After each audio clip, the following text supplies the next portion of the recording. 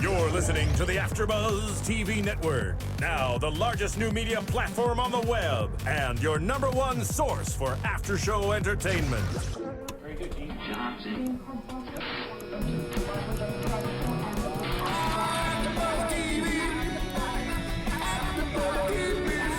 The AFTERBUZZ Studios in Los Angeles, California. Presented by Maria Menounos and Bing.com and streaming live thanks to Akamai Technologies. This is AFTERBUZZ TV's Hannibal After Show. We'll break down tonight's episode and get you all the latest news and gossip. And now, another post-game wrap-up show for your favorite TV show. It's AFTERBUZZ TV's Hannibal After Show. Oh, some more nice little mood music for our AfterBuzz show with Hannibal. And hello, everyone. Bing is for doing, and we are doing Hannibal AfterBuzz episode 12, which I don't know how to say this. After we messed up Rhodey last week, I really Roti. Yeah. I want to say it's Reveille, but I don't think that's it. Reveille. I'm going to say that's what it is. Go with Reveille. You're going to go Reveille? Go okay. Reveille. Reveille. I'm not going to even attempt it. You're not even going to attempt No. it? Okay, or Revels. Maybe it's Revel. Reveille sounds a lot better. No, Reveille sounds like a musical passage. Doesn't it? Yeah, you're right. Yeah, I think it's Revels. Not to be confused with Releve, which is dance. Somebody called us out on YouTube on our definition of roti, which was not supposed to be a South African bread. Was that what you said it was? In fairness, we looked it up, and it was a bread thing. That's which what was came up. Food related. It came up, so it's not complete ignorance on our part. It was just. It turns out it is a French roasted meat. Yes. Course, And which I guess, makes a hell of a lot more sense. It makes more sense now because just about every single thing has to do with French cuisine, and I'm guessing this one does South too. African bread, really. Yeah. Not. Yeah, exactly. Yeah. So, yeah, totally. Well, anyway, you know what? Let's do some introductions here. We're just going on and on. My name is Nando Velasquez, and across from me, first of all, let's start off with the dude. Let's start off with the dude with his shirt off. Hey, dude. Joe Sanfellipo, who, if you guys were familiar with the Hannibal pre-show, you got a nice little entree. Or was it a side dish? What kind of course is that? I think that was an appetizer at best. That was an aperitif? And I think that's a drink. I didn't realize we live streamed in here in between. I never really paid attention to that for whatever reason. And it was pretty funny. The producers walked in, they're like, dude, were you changing in here? I'm like, yeah. They're like, we're live streaming, right? I'm like, what? Those of you on iTunes, you're missing the show. We'll have this episode up on YouTube. Unfortunately, not with the pre-show, but yeah, out, ladies. just and then of course, speaking of ladies, there's a lovely lady across from me as well, and that's Miss Julia. I can never say your last name right. I can't say it right. Cagliari. No, not even close. Julia Cearley. Carolee, like caroling. That's what I was gonna say. Oh, it's late. I blame that. I'll let it slide. This is your last chance, though. It's my last chance. And I'm going to see Man of Steel after this, so it's all going to be good. Anyway, so... yes, totally. So jelly. So, okay. Things are, needless to say, ramping up here. I'm reeling from this. We just watched it, and I'm just...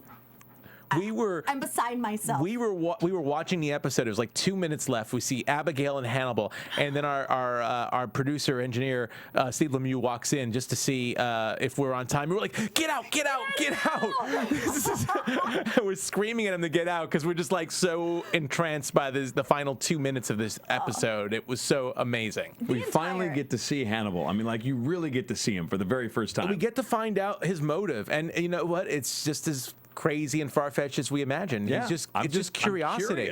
Just curiosity. Just curious. It was just amazing, this episode. What do you guys think overall? I love what they do. I love that the writing is never lazy. I love that everything leads to it. You never feel like there's a leap. It always leads right down to where it's almost like it has to go this way. There's no question. Yeah. I mean, right? Either Hannibal's either got a frame will or it's got to be him. Those are the only two it could be.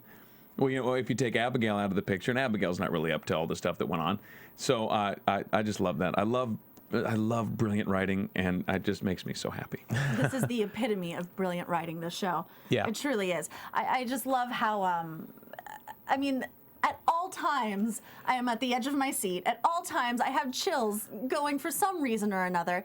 And it baffles me when we're watching this how everyone just circles Hannibal, but no one gets there. And I see why they don't get there.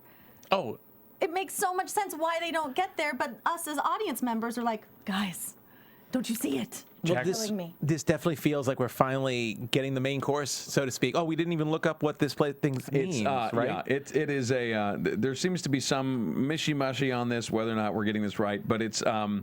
It means remove, and I think the impression I've gotten here is that releve, if we're saying it right, which is also a move and dance, so I cannot be right, but it's a dish that follows another course like an hors d'oeuvres or a fish dish, but precedes the entree. Okay. And that is in French cuisine, right? Not South African cuisine? For the French, not the South Africans. Okay, just making sure, because it's a totally different show if we're talking about South African cuisine, apparently. So maybe it's a comedy. And maybe it refers to this, releve is referring to the size and the style of protein being used, usually served before the entree. Things being served in larger portions or with heavier methods of cooking, i.e. braising, stewing, are considered releve, whereas the entree is usually a smaller portion and prepared using lighter methods of cooking, like searing a duck breast. I really think that for season 2 we should have a cooking segment, a real cooking, like just have like somebody here just cooking something. I think we should. We should do it like Benihana with a chef here, just doing all sorts of stuff, and we eat at the end. Maybe he'll take his shirt off, and then we can have a full-blown dinner and a show. Dinner and a show. I think we should totally do that. I think that would be totally awesome. 12 courses. That's a lot of courses. That is a lot of courses. But we eat one each meal each week. We eat a different course. That's true. It's spread out. So I'm not full yet. Not full yet. So, but boy, this episode was full. So let's get started to it. First of all, let's get started with, we get to see a character that we've been seeing a lot of Abigail, that she's been somebody that's been coming back, but we get to see somebody else now. We get to see Georgia, who was our person who thought she was a ghost. She was suffering under Cotard syndrome, and Will was able to somehow snap her out of it enough to get her to the hospital, and she's in this enormous, like, iron lung looking oxygen tank that's helping heal her. She can see faces now. She looks more normal. She looks fantastic. She looks very pretty, other than all the skin that's missing from her arm. She looks actually pretty unpleasant, but yes. Yeah. But she's on the up. She's on the upswing, definitely. On the upswing. Definitely. She's getting there. And our boy Will wanders in. He said he is wandering with purpose and good intention. And he wanders in to speak with her, and they have a little discussion, and you definitely get the vibe that Will is trying to understand her, and then trying to let her know that people are trying to understand her. I mean that's the empathy he's extending to her. Yeah, it's like he sees her as a kindred spirit. You know, he calls them the support group. Yeah, she's his support group. Yeah. You know, I mean, it's something he said, I believe, later on when he was talking to, I can't remember if it was Jack or Hannibal, saying that, she's been misunderstood her whole life, that he's trying to make sense of her death, which I thought was very, very telling. One thing that I actually didn't write notes on, but now that we know what Hannibal's ulterior motive was, or his motive this whole season was, it was really, really foreshadowing, was when she was talking to Will about him being in the hospital and saying, they're not going to find out what's wrong with you. They're just going to keep saying you're wrong. They'll test you, and they'll just keep testing you and giving you bad meds, and they'll giving you all sorts of stuff, but they're never going to fix you. They're just going to say you're wrong. And I feel like that is incredibly telling as to what Hannibal was doing to Will. Like, she called it out without realizing it. She pretty much called out what Hannibal's been doing.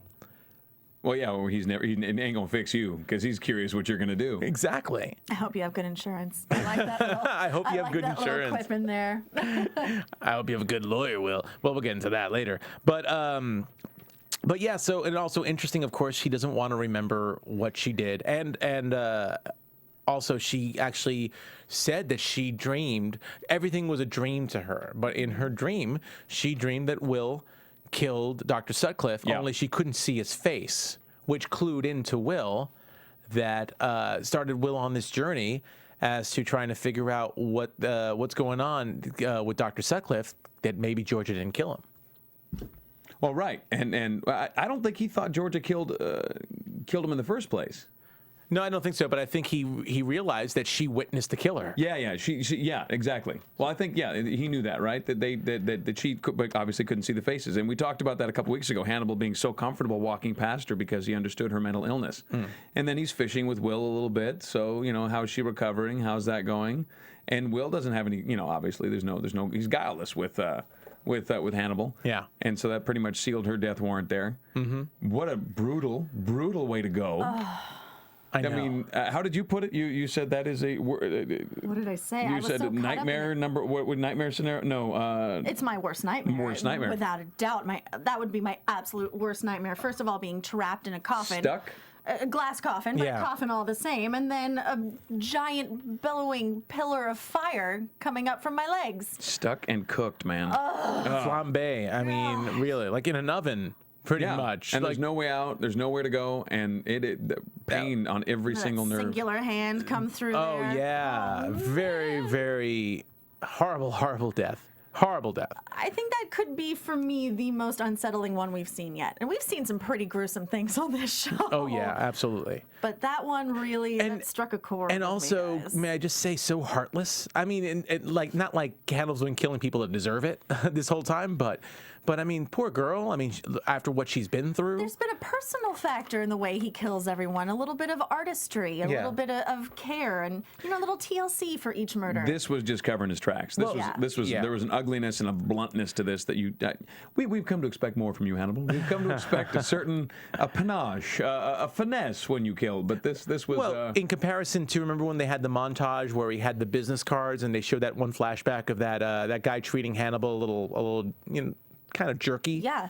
And then, of course, we know that Hannibal kills him, and they show that little montage with business cards. And we Business cards and we the were recipe saying, I think cards. Joe, I think you were saying it. I think you were saying that he's probably just killing these people because they all treated him kind of badly, like they gave, they did something that irked him. So, and it had something to do with the menu, with the recipes that the business cards were a part of. I think that you was said. chicken Yeah. and egg me.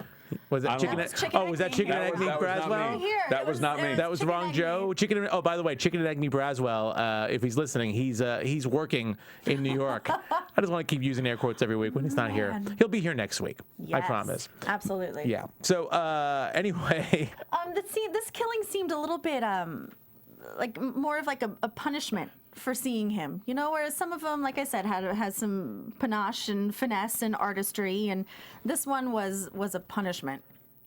it was brutal. It was just grim, just grim. Absolutely a brutal, grim way to go. yeah. Brilliant. Also brilliant.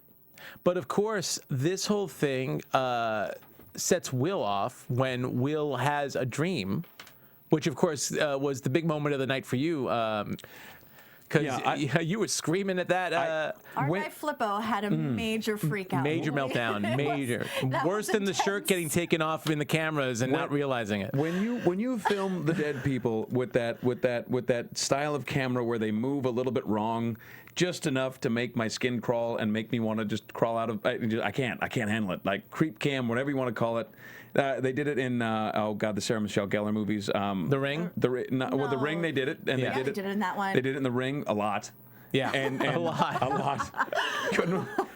Couldn't watch TV for a long time. Didn't put a girl in a well for months. I mean, it just The Grudge.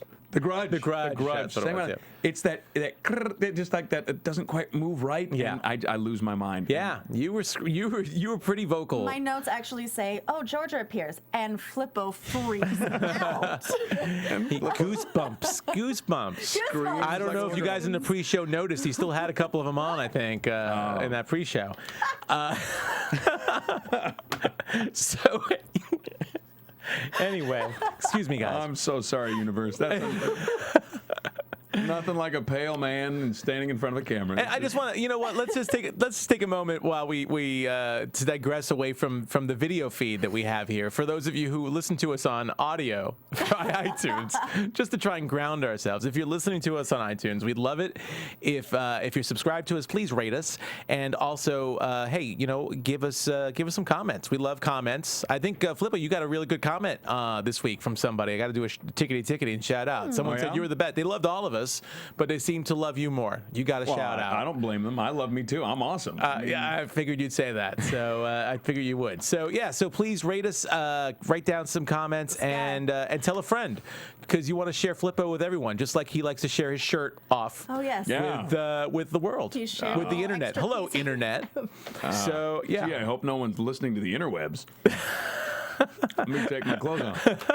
So anyway, speaking of being dreamy, so we see Georgia in Will's dream, Right. and I'm just filled with segues today. Yeah. And we see Georgia being stabbed by the stag, by the antlers. the antlers. And so then he, I think Will's subconscious is starting. He brings it all together. Mm-hmm. The stag antlers come through. Then we get then she lights on fire, and then the stag tears her up. Then so turns he's into it. Yeah.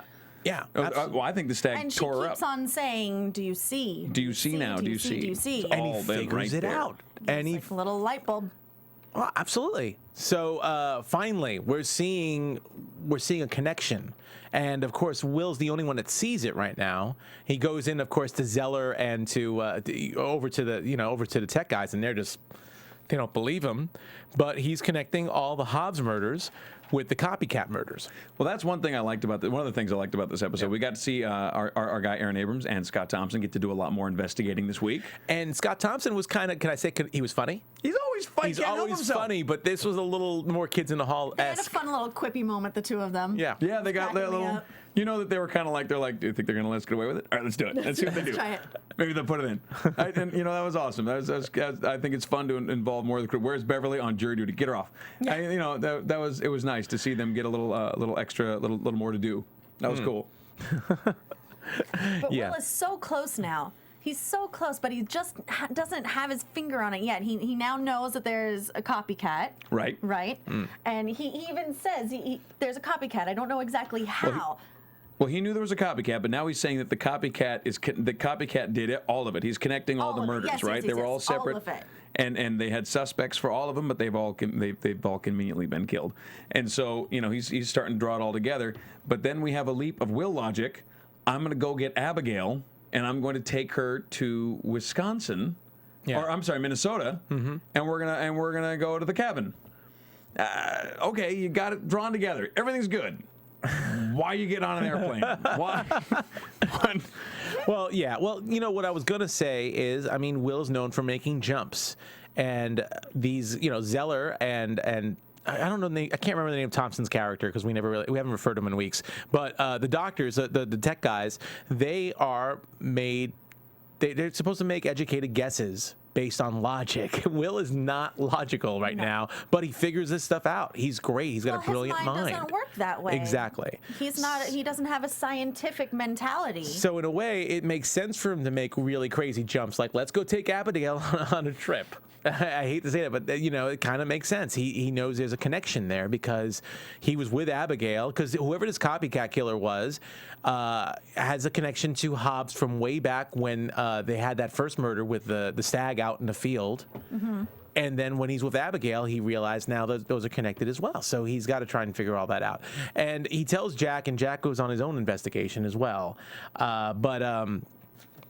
But still, it's all fascinating. It's great to see Jack commit, and then of course Hannibal is still like getting information from everybody, and he's figuring this whole thing out. Just like when he found out about Georgia, maybe trying to remember, he kills her. Now he knows what's going on here, so now he can start setting his own plan into motion. And also, I'm all over the place today. You gotta forgive me. I'm totally all over the place today. I'm wired.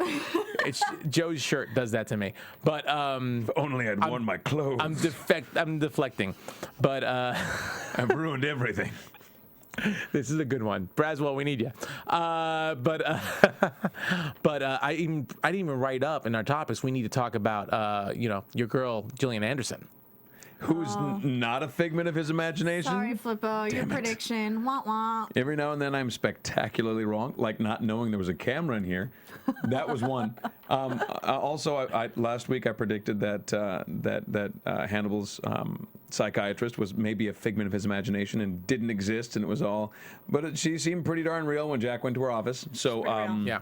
and it seemed like a pretty real interview. So I think I can accept that she is a real human being. I was wrong. That's big of you. Thank you. That's big of you, That's sir. big of you. But yeah, It's a real man. Yeah, I'm gonna keep my clothes on though. yeah. Well, seeing Jack there, but it's obvious that Abigail, Bedelia, did I say Abigail? Bedelia Moriarty, we can never say her name right, knows something about Hannibal and understands that understands him a little bit more. You know, you guys were, I think Steve even brought it up last week, that she knows more. And we finally get to see that she does know that Hannibal had something to do with this patient that attacked her. With Which I will toot my own horn for a moment. I predicted that the first time we saw her. I'm just gonna give myself a little pat on the You can back do that. for that one. I can't even have one, can I, Julie? Nope, that one was mine. Ripped from your hands as you clawed at That it. was mine. Steve, you get an assist. You get a late assist on very that. competitive. You get a late assist, but How you does get that assist work? on that. She gets 10 points, you get 3.5. Very competitive. She stole with my this kill. stuff. She stole your kill. So, Well, it's interesting to me in that conversation though. Sorry, She tells Jack, "Yeah, I was being attacked, and then he swallowed his tongue, and that's the only thing that saved me." And Jack goes, "All right, cool." And I'm like, "Wait, he what? He swallowed? When was the last time anybody ever swallowed their tongue in the middle of an attack? Like when did that?" that is a weird way to die while killing somebody. I mean, wouldn't it be? Okay, I've heard of swallowing your tongue when you're incapacitated, when you've passed out, when you've drank yourself into a stupor, or you've taken too much prescription medication and you've lost the ability to have your tongue not be swallowed. But as far as swallowing your tongue in a fit of rage, I've never heard of that. jump way into the future, and I'm talking Silence of the Lambs future. Mm-hmm. Doesn't Lecter get his next door cellmate to swallow his tongue? Isn't that how? Oh God, yeah. Briggs. The guy who had he threw liked the to throw stuff. his stuff. Yeah. He threw Yeah. his stuff.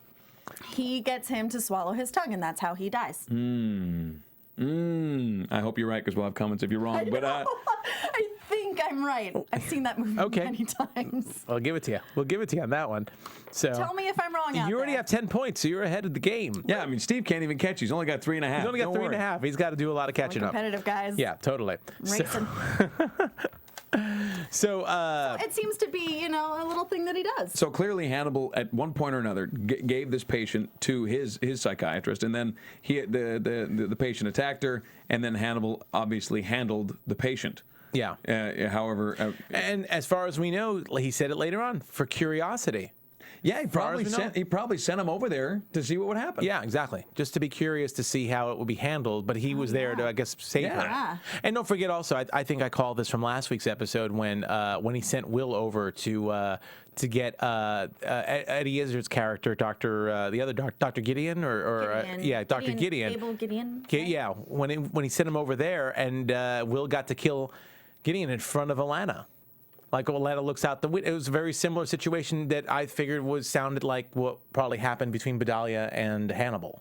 He's very much like, I would imagine, almost like a Middle Ages idea of what Satan is. Like you just kind of kick people in motion and see what they do. Like I'm gonna send you down the road. There was no guarantee that Will was gonna get to Abel. Yeah. There was no guarantee that when he got there he would shoot him. Yeah. There are no guarantees. Mm-hmm. But we're gonna see. I'm curious. I'm just curious what you guys are gonna do. You're gonna go left. You're gonna go right. We'll figure. I'm gonna give you the option though of doing these things. I'm gonna set up these scenarios, and as long as my hands are clean, we're going to see which way you guys are going to go. Yeah. And I think that is so sinister and creepy, but he's so far ahead of everybody else because he's so smart. He's so much brighter. This whole time I've been thinking he's been testing Will every time he sends him out to his possible doom, that it's a test for him, that he actually cares for him, and if he makes it back, then he cares for him even more. But maybe it's not that at all. Maybe he really has no sentimental value attached to anyone, and it's just based off of his curiosity. Well, I would have to, considering the kills that he did this week, I would have to agree with you on This that. whole time, I thought, but he likes him. Right? They're friends. They're buddies. They understand He cooks each for him. other. Yeah. Yeah, but no, it's really just sinister. And Bedelia said, how did she put it? You can't introduce you cannot, she was talking to Hannibal, you can't be the one who introduces the concept of friendship to a man who doesn't understand it when you don't understand it. Yeah. Isn't that essentially what she said to him? Very interesting. Absolutely. So I mean, how are you gonna be a friend of someone? You don't know how to do that. You're a mess. Maybe it's his way of grasping at normalcy, the way Will was grasping at normalcy with Dr. Alana Bloom. I think we have to at this point. At least I'm going to from this point forward. My new standard operating procedure with regard to Hannibal. I'm not going to try and put on anything that is remotely human on Hannibal at this point. Yeah. I think that's just goofy. Well, it's interesting because Hannibal did say he was protecting Will from his own influence. which I thought was also a very interesting line. Influences, yeah. Yeah, that I thought was really, really, really interesting. But of course, Bedelia is trying to get Hannibal to do whatever he's doing with Will to stop doing it because it's just getting to be a little too much. I think she felt really. Well, Jack kind of went in there and did a subtle threat to her about, what happened with her and Hannibal and Hannibal's patient. And obviously he's really capitalizing on their relationship. And she wants to protect Hannibal in the same way that Hannibal's trying to protect Will. He even says, you protect your patient from Crawford, meaning himself, Hannibal, but I can't protect mine. Yeah. Meaning Will. Can I say it? Why did she have an English accent in that scene? I'm sorry. She went ahead and sorry. I love her. I love you, Gillian Anderson, so much. But she what was that? She Madonna'd it up. That's what happened. She got a little Madonna'd. She hung out too long. Maybe she and Hannibal worked the scene. Maybe she and Mads worked the scene too long, and she adopted some Europeanness. I think it's possible when you deal with a lot of scenes with a European actor like a Mads Mikkelsen. You can't help. British. No, I said European. European. And the language with the way they write their scenes, they do write them master of the universe. They do write them incredibly high. Yes. They don't. It's not like how you doing, bud. Should have a British accent. Right. Absolutely. I sound pretty normal, but when I go to New York, I pull on the New York accent a little bit. Hey, yeah, accent. I do. I pull it out once in a while. I don't pull it out now. Just a little bit now. No, because I got to curse and everything. You brought it up. Nobody else brought it up but cursed. you. Post show. Post show. I got naked for this show. You got naked for the pre-show. Yeah, I got naked for the pre-show. You didn't get naked for this show. You're welcome, interwebs. Not yet. Well, listen, you don't want to drop your New York accent, I understand, but Gillian Anderson definitely Madonna'd up a little bit. For sure. And I love you, Gillian Anderson, but... Yeah, absolutely. Sorry, it was very distracting to me. It had to be addressed. Now it's done. We had to watch the scene 3 times with subtitles to get the whole thing because you were too busy going, what is she doing? I told you I was really distracted. Yeah, pretty bad. It was bothersome. Anyway. So you know what? Now is a good moment while we're laughing again to bring up another comedy that we have here called Serial Buddies, Adventures in Serial Buddies. Yes, which we've been talking about for a bit. If you've been listening to us, you've probably heard this, but it's a really awesome show, and a lot of people here at AfterBuzz it's had something to do with Maria Menounos and Kevin Undergaro, who pretty much founded this place, and they're responsible for everything that happens here, as well as our executive producer Phil Svitek, which I'm hopefully said right there. I'm a little tongue-tied. They created this really hilarious comedy. It's like Dexter meets. I was going to say Serial Buddies, like Dexter meets Bosom Buddies. How about that? Which actually is not. They did not return that. But if you know who Bosom Buddies, like I know Bosom Buddies, and it was really funny. Tom Hanks. Fairness, you have to be old to understand the Bosom Buddies. It's been a while since we've done a really outdated reference. So and there's a good one. Bosom Buddies was a great comedy. Absolutely. You know what it was? It was rad. It was rad. It was rad. Wow, we're bringing that back. We're bringing that back. Anyway, so a lot of guest stars on that show, on that movie. Like I said, Maria Menounos is in it. Christopher Lloyd, Christopher McDonald, Beth Beers from Two Broke Girls, Henry Winkler's in it. Another outdated reference if you want to talk about Happy Days or Arrested Development. Artie Lang. There's a lot of really, really good people on it. A couple of AfterBuzzers make some cameos, some appearances there. If you watch this on YouTube, you'll recognize it. Anyway, it's on iTunes. If you're listening to it was on iTunes, you could just do a quick search for Adventures in Serial Buddies, pull it up. It's really cheap to rent and to buy. It's like I think $1 more to buy, so might as well just buy it and watch it more than once within a 48-hour span. And if you can't find it on iTunes, just go to serialbuddies.com. And let's keep going on some more Hannibal stuff because we still got to talk about. Well, you know what? We got to pretty much talk about Abigail because I think Abigail's gotten found out. Yeah, because Jack's investigation that he finally went out and he got his guys on it, finally figured it out. Yeah, let's talk about Jack for 1 second with regard to Abigail because I think he is so on. Like he totally called that from episode 1. Yeah. He knew, he understood everything that was going on. He called it, he broke it all out. His enormous blind spot is Hannibal. He is absolutely trusting Hannibal. It's a big mistake, Jack. But I mean, his intuition with regard to Abigail is completely dead on from day one. And it's only when Hannibal's influence gets in there and starts messing with him that he goes off track and he has no clue. And it's so rough to watch because here's this brilliant investigator who's obviously put his trust in the wrong guy, and he will pay for it. And so a lot of other people. Yeah, no, absolutely. And you know, when Will gets the realization that Jack was right, that was like a huge step for him too.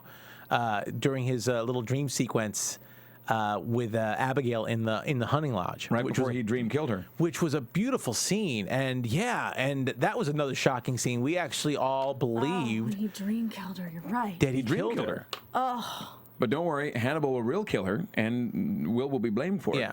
I want to point out, too, that you guys well, you were off on your prediction. You were right on my prediction. My prediction last week was that, and somebody actually commented on YouTube about it, was that Will's dreams were going to be so crazy that he was going to actually kill someone, harm or injure someone. And now I realize that while my prediction was wrong, technically it's exactly what Hannibal wants people to think. That Hannibal wants everyone to think that Will is getting worse and worse and that he would actually kill somebody. And which is what Will's coming up to by dream killing Abigail. I think he really would have killed her if he didn't black out, or she must have stormed out of there and then he blacked out and then he lost time and was in the plane. I'm so interested to know what happened. But yeah, it would be great to know. Do you think Will has always been Hannibal's patsy for all this? I have it written here. It's such an elaborate setup. How could he have predicted all of this? Or do you think this is just a kind of a target of opportunity that's kind of evolved, and maybe Will was his back door out? I mean, it seems like it would be a lot to kind of have this all predicted. Is that because well, how could he, right? Started before he really knew Will, though. With the Minnesota Shrike and the girl who was impaled on the antlers. So you think he's mostly reacting? I don't know. It's hard to tell, but he was really, I mean, the music, kudos to the music getting all intense and everything, and he was losing it more and more in that scene. It seems like, you know what, his brain just starts working, starts getting into this mode where he starts figuring things out, and it seems to enhance the encephalitis. I don't know. It seems to continue the swelling. Kind of like when you're got a headache because you've been thinking about something really hard all day, like maybe. I'm starting to get right now, trying to think about this. Trying to think of the show because it's so much to try and piece together. Is this how Will hulks out? His brain just swells until it pushes the sides? Don't make me angry. You won't like me when I'm angry. Yes, you won't like me when I'm angry. Perhaps. Absolutely perhaps. And it's interesting because Abigail's still keeping her secret as long as possible. And then she apparently, I don't know if it was really in the dream or if it was in reality, she finally fesses up to Will, but she says, oh, did Hannibal tell you? Yeah, that's how Will, but that was in the dream. That wasn't in real life. That wasn't a dream. That was in the dream. You're right, because that was before he killed her. Yeah. That was before he dream killed her. Dream killed her. Yes. How do you know? How do you know it was in the dream? How do you know when the dream started? Ooh. Well, because we had the dream killing, and then It could have been just that one moment. No, you know why I know? Because after he dream killed her and then he snapped out of it, he started accusing her again, and she was denying it. Yeah. She completely went back to denial. So that would have been really weird for her to admit it and then deny it again. Because he doesn't have the thing where he can't see faces.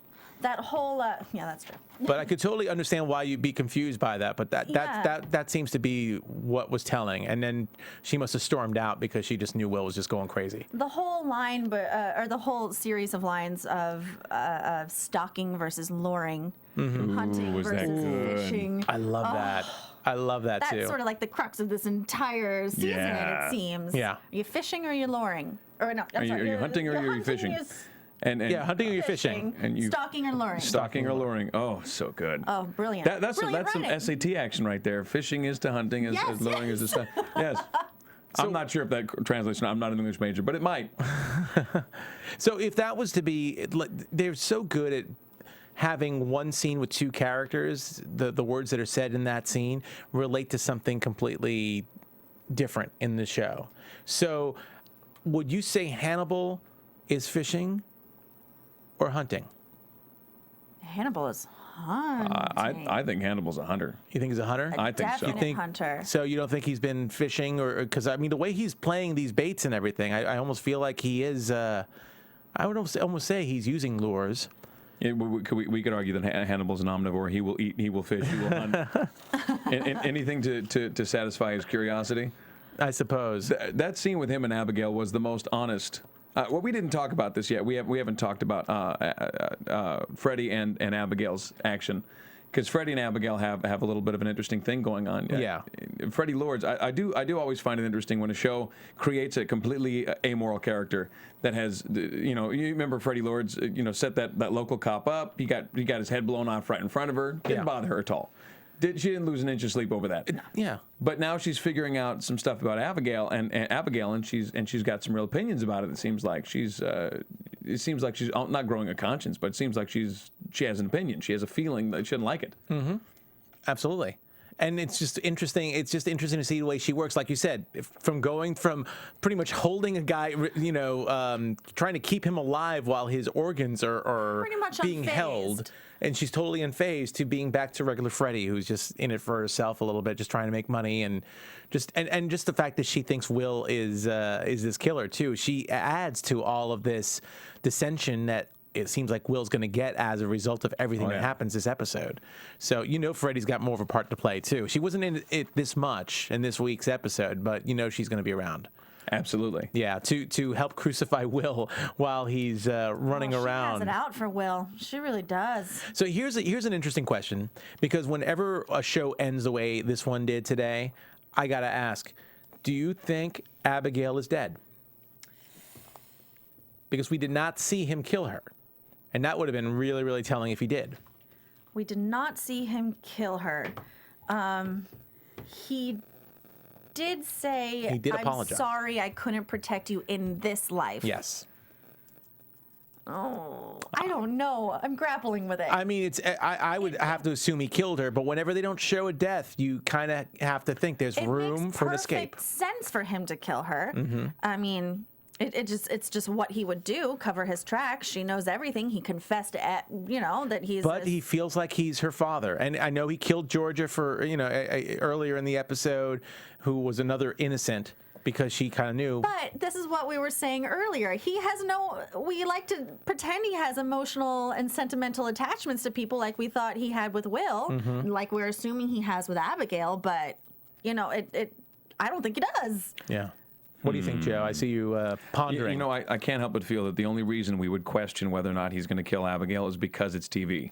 I mean, if this was like, if you were kind of breaking down a thing, like if this was a real thing, a real crime, we would assume immediately that he was going to kill her. I mean, the only reason for him not to kill her is for a twist of some sort. There's no rational reason. Well, you know what? That's not fair. They've done a lot of they've made some interesting leaps and changes that have kept us on our toes. Maybe that's why I don't write these things. Maybe I have a dearth of imagination.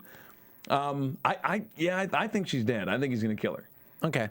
I want to say that he kills her, but I kind of hope he doesn't. I just think want him to be a real guy. I feel that his intention with Abigail too is he wants to be a father figure to her, but he said he knew she was going to kill that guy, that he was going to kill what's his name? I can't remember. Nick? Are you talking about Nick? Yeah, Nick Boyle. Nick yeah. Boyle. No, he said he hoped. He hoped that she would. hoped. But that's what his plan was, to make her into a killer. And the reason he hoped that she would kill Nick Boyle is because by her killing him, she would become something more. His life was worth more, in Hannibal's opinion, in what he would do to Abigail as a change in her life than whatever Nick was going to do with the rest of it. So why kill Abigail? Why ruin that if he has created that? Maybe he's said it's all. He was curious. Yeah. It's all based in curiosity. I guess he that's was true. curious if she would kill Nick Boyle, and she did. So there's your answer. If we take the curiosity thing, right, as the premise, right, this is what Hannibal's working with. Mm-hmm. So then, if he's curious about these things, what's going to happen? He's almost creating Abigail. He is the new creator of the new Abigail. He is the new father. Yeah. Right. So I mean, and what he's creating is not someone who's going to help, but maybe someone who's going to be active. I think one of you guys put this out there a few weeks ago, that maybe Hannibal's trying to create a murderer, create a killer, just to see what happens. I might have said that. Yeah, I think that might have been the one to say that. So maybe that's what he's been doing with Abigail, and his creation now is no longer, he's untenable. Maybe it's gotten to the point where I can't protect my creation anymore, and I'm really sorry that had to happen, but I'm not going to go down. Well, what's interesting, too, is, yeah, maybe he will kill her, but he has not necessarily created Will into a killer, but he's created the impression that Will is a killer to everyone, and perhaps out of curiosity, he's waiting to see what Will will do in reaction, if he really will turn into a killer, if he really will finally say, give in to his crazy delusions. Yeah. Yeah. Yeah, because he does. I also think that he might have to kill her in order for everything he's setting in motion about Will and setting him up. I think that's sort of the crux of it. If Abigail dies, then everything that he laid out of Will being in the right place at the right time for all these murders, and now he's whisked Abigail away to Minnesota. Yeah. To Minnesota. I mean, that just fulfills his prophecy. No, his that's a great prophecy. That's a great point. In a way, Abigail has to die in order to lock in everyone's investigation of Will, to assume that Will's dead. Yeah. So very good point. Well, hit it on home there. We're pretty much predicting what's going to happen in the finale right now. So we might as well just move. Hold on. Let me toss something out there, and I think this is. I want to talk about the writing briefly. What they've done with that is so smart, and so I enjoyed so much. Is it? You never get the vibe that Hannibal is. Literally a marionette controlling everybody completely. Yeah, I really, and I alluded to it a little bit earlier. I think what they've done with the writing and the structure of the show is that he's given everyone these opportunities to do bad things, and these opportunities to be in these bad positions, and to make these bad choices. And he's seeing which way they're going to go, which way you're going to jump. But really, at the end of the day, he's kind of left it up to them to make the choice. Like he set the whole thing with Nick Boyle in motion, but it was really up to Abigail to stab him. You know what I'm saying? Yeah. He didn't force that. The Abigail did that. So he only kills when he has to, but he really wants to set the choices in motion. The choices, though, but I think that's what's pertinent is that the choices have to be made. Like he gave Will the gun and the car. And it was his choice to go out there. Absolutely. But he's so in everybody's head. It's like he's setting them up for this. He knows what they're going to do because he's programmed them that way. Yeah. Maybe it's a test of his own. But what's the good of that, though? That's got to get boring. I would like to see what people are going to do. I'm going to have to cut you off because we're going to have to go to predictions. Let's do it. Okay, so we're going to do that one right now. Talk about this all day. And now, your AFTERBUZZ TV prediction. Okay, so a lot going on. There's one episode left this season. You have to assume that stuff's gonna go down. Who wants to start this one off? I'll go first. Okay. Because my predictions have so far been spot on. What you got for us, Bobo? Here's what I've got. I have got Freddy. I've got Freddy is going to come to Will's rescue in some way. Freddy is going to figure out it is not Will. Okay, good. I like that. And I think that Freddy's going to ride in on a white horse a little bit for Will. Awesome. I think that is a great incorrect prediction that you've made, Joe Braswell. I think so. I've made lots of incorrect predictions, and that'll be my latest one. That'll be my most recent. Actually, in all seriousness, I really do like that prediction. I do. It's like she'll finally be the champion for him when everyone else finally turns on him. I like that. I look forward to being wrong next week. All right, for 10 points, Julia, what is your prediction for 10 more points and to be even farther ahead of Steve Lemieux? To be farther than Steve. Although he'll predict the same thing you do a week later, so it'll be okay. And they don't claim it was his. Totally. I predict that Hannibal's going to kill Abigail. And, I mean, it's basically everything we were just talking about. He's going to kill Abigail. Will's going to go down for it, for the whole thing. And Will is going to start to believe that maybe he is actually this copycat killer. Okay, cool.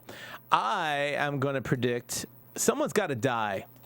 Somebody's got to die. So I'm going to go out on a limb, and I'm probably going to be incorrect, but I'll be in the same pool as Sanfellipo, so it's okay. Yeah. I'm going to predict that... It's nice over here. You just want to take your shirt off. I'm going to predict Alana.